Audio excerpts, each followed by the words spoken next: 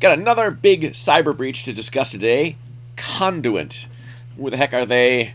Why are they so important? And how the heck did they have 25 million people's information? What information is that? Talk about that coming up next. Welcome to Tech Topics, brought to you by Cybervenger. We help keep small businesses stay protected and compliant with cutting-edge cybersecurity and IT solutions. All right, so Conduent is a third-party business process outsourcing company. And in fact, it's loosely, as I've been reading up, loosely analogous to what I do. We're an outsourced company. We're a managed service provider. We provide IT specifically and cybersecurity to a number of companies. We're a tiny little company. We're less than 10 people large. But if one were to break in and get all of our data, they would see data from hundreds of companies. They probably have thousands of users worth of data because we service our clients and we do stuff for our clients, have access to our clients' data. So obviously, we follow the best cybersecurity practices that we can. And these guys were supposed to be doing the same thing, but they dealt with data from the government, from Social Security Administration, from other large companies, medical providers, and they were providing data services, outsourced services for all these departments, for states, for tollway processing. So they had access to ridiculous amounts of data, totaling 25 million records across, I think, 46 different states. And right, they're kind of a treasure trove company to go after, and this seems to be a trend for a lot of these ransomware folks. So that's my next point here, is that there was a ransomware attack from a group calling themselves SafePay. Who knows? Even the bad guys do marketing, right? There's no word on whether the company Conduent did in fact pay or not. However, it was reported that bad guys were able to exfiltrate about 8 terabytes worth of data. 8 terabytes is a lot of data. And what kind of data is it? Well, it's the identity theft starter pack, right? Name, social security card, or social security number, and address, all that stuff. So that's a bad one. And then also medical information. Now, the consequence for this company, we don't know how that got breached yet. We'll talk about when they got notified in the timeline in a second. But we don't know how they broke in. It'll be interesting to see that, or whether they were following good cybersecurity practices and this was just a really clever breach, or if they did something stupid. I'm going to try and find out more about that and post it that's made public, if it gets made public. But there is a consequence to getting breached like this. First of all, what they're doing now is they're mailing out letters to everybody. And they've been doing that for the last couple of months. So that's 25 letters. If you want to mail a letter to somebody as a company, you need to buy the stamp, you need to print the letter, stuff it in an envelope, address it properly, and then mail it out. You're looking at $1 per letter. So 25 million records times $1 each, it's $25 million worth of postage just to warn people that their accounts have been breached. That's a lot of money right there. And then there is the regulatory concern, that if they weren't following HIPAA practices, because they were dealing with medical records, they could be fined considerably for violating HIPAA. HIPAA is a standard that's supposed to protect our medical information. The problem with the standard is it's kind of reactive. It's a listing of what you're supposed to be doing, and I've worked with enough medical institutions to know that HIPAA isn't always taken as seriously as it should be. And people usually find out that a company has been violating HIPAA for long periods of time only after something bad happens. It's kind of like it's an after-the-fact compliance. Only when there's a problem is there an investigation and punishments. Punishments can mean huge fines for an organization willfully doing this, or flagrantly doing, I think, per incident there are fines.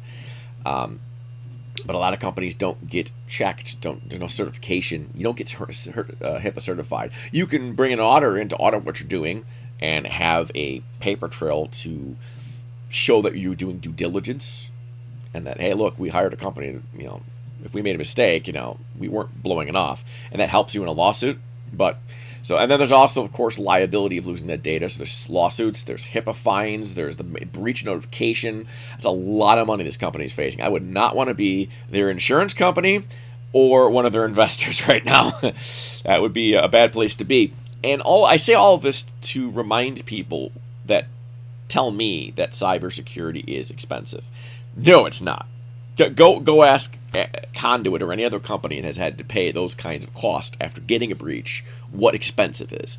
And it's not their cybersecurity practices that are expensive. It's the lack thereof that's expensive.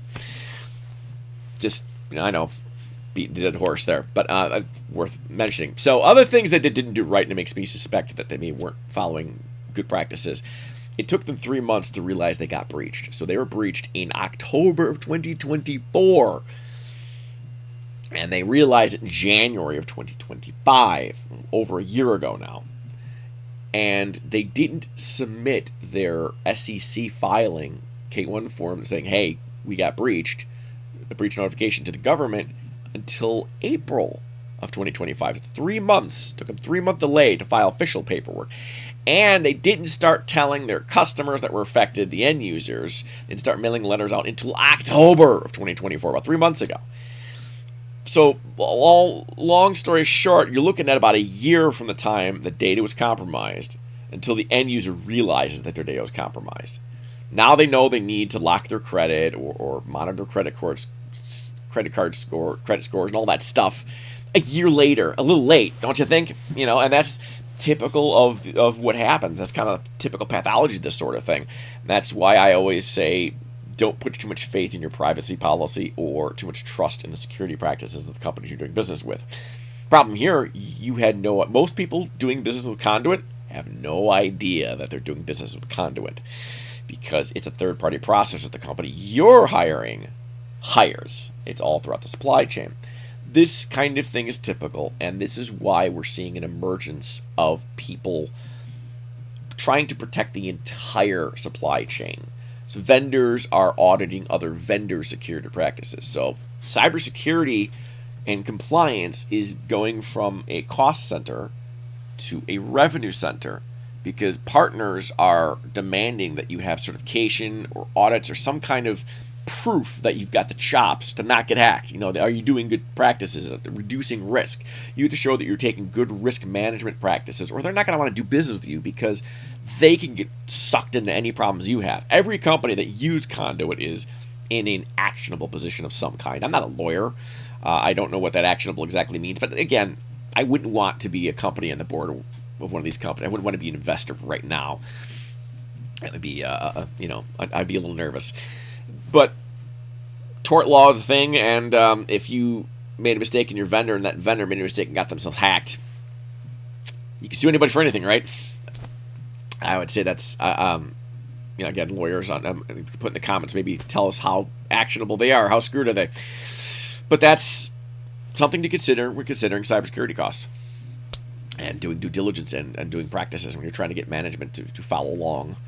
You could cite these kinds of things to tell them people exactly how expensive it gets, and yeah, it's necessary. That is pretty much all I got for this video at the moment, and as we get more details, we will provide them, maybe do a separate email follow-up, video follow-up, and that's it for now. Thank you for watching very much. Thanks for watching. We hope this video has provided valuable information to you. Be sure to share this video with other small business owners to spread the word about the importance of cybersecurity. As always, don't forget to like and subscribe for more videos like this. If you want more information about cybersecurity, visit us at www.cybervenger.com.